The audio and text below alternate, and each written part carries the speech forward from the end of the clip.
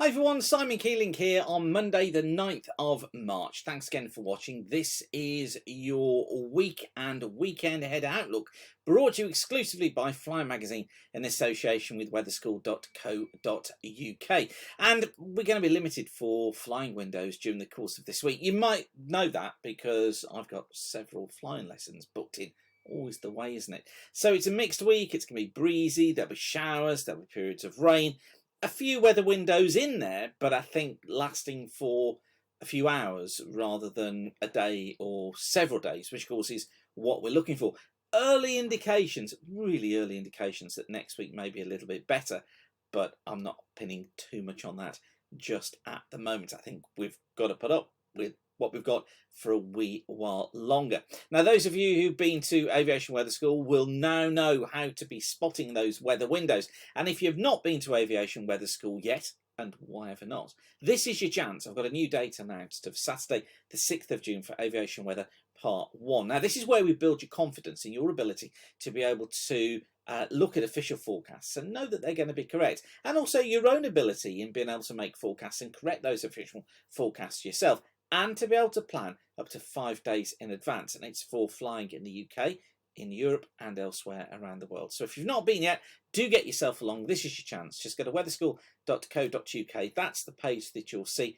Click on Aviation Weather School Part 1, and there you can find out more about the course, and you can book your place as well by just clicking on the link on the right hand side. It'd be great to see you there. And don't forget, every Thursday or Friday I send out my free weekend forecast email, which is just a plain language email with the forecast for the weekend. You don't get any spam, you don't get any nonsense like that at all. Just send a blank email to aviationweather-subscribe at weatherweb.net and we can add you onto that list.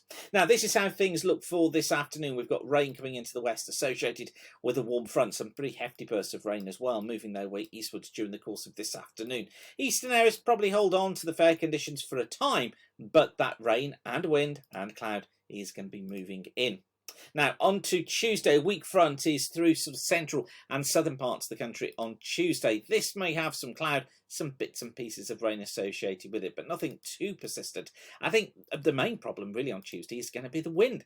So I think we're looking at generally VFR-able conditions for many areas on Tuesday. Non-VFR, I think generally along the line of that front. Bases 2,000 feet, tops at 10,000 feet. Yes, one or two spits of rain, but nothing too much. Down towards the south, VFR-able as well. The problem is going to be the wind, which I think will make it marginal. Bases typically 2,000 to 3,000 feet, tops at about 10,000 feet for all. So I think that wind really does play some havoc on Tuesday. Now, Wednesday morning is better, less breezy for most, but I still think we're going to find some rain and showers around. Rain affecting southern coast of England, bringing non-VFR conditions here. Bases 1,000 to 2,000 feet, tops about 10,000 feet. And a front coming southeastwards through Scotland and through Ireland. Along that front, non-VFR conditions overall. But you can see here the heavy showers that follow into the back. So we go into marginal conditions as those showers follow in. Along the front, some embedded QNIM. Behind the front, 3,000 to 4,000 foot bases, 12,000 to 15,000 foot tops overall. In between those two features, probably flyable if breezy, 3,000 foot bases, 8,000 to 10,000 foot tops. And then on to Thursday. Well, low pressure's in control on Thursday. Outbreaks of rain moving south through Scotland, through Northern Ireland on Thursday. Non-VFR here as that front moves through. 1,000 to 2,000 feet. Bases 15,000 to 20,000 foot tops, and some embedded QNIMs as well.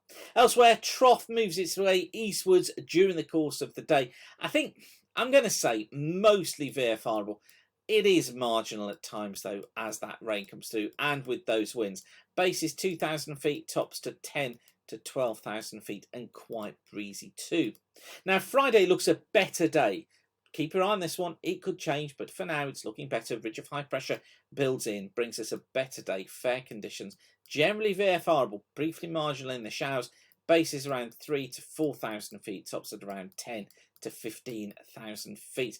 Perhaps less flyable across northwest Scotland because of more persistent showers and some rain getting into Western Ireland later on, making for non-VFR conditions here. Now, the weekend I would treat with extreme caution. Saturday looks as if it is going to be bringing A mixed day again. Probably marginal to VFRable across central and eastern areas. Bases 3,000 feet, tops probably about 10,000 feet. Non-VFR as this front moves into the west.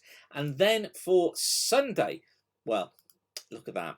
It looks like an area of low pressure goes southwards, drags in much colder air from the north behind it. It becomes VFRable as that air moves through. 3,000 foot paces, 10,000 foot tops. Non-VFRable in northern Scotland because of the risk of some snow here, and probably non-VFRable across much of northern, central, western and parts of southern England as this feature swings through. Perhaps VFRable in the far southeast at first, but this is a long way away. But it does look as if that drags in some colder weather as we head in towards Sunday. Of course, we will keep you updated throughout here at weatherweb.net. So I've been looking at that closely for my flying. I've got lessons booked Tuesday, Wednesday and Friday of this week.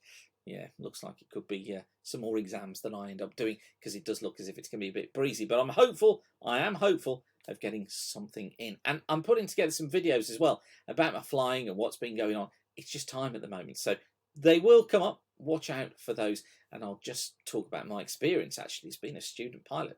Okay, I'm going to leave you with that for now. It'd be great to see you at Aviation Weather School Part 1 on Saturday, the 6th of June. If you've not been yet, this is your opportunity. 5 places left on that course, but as you know, they do fill up pretty quickly. So if you want to come along, go to weatherschool.co.uk and book your place now. Okay, I'm going to leave you with that for now. Whatever you're doing, thanks again for watching. Keep the sun shining. This has been your Flying Week and Weekend Out, brought to you exclusively by Fly Magazine in association with weatherschool.co.uk. Keep the sun shining and bye for now.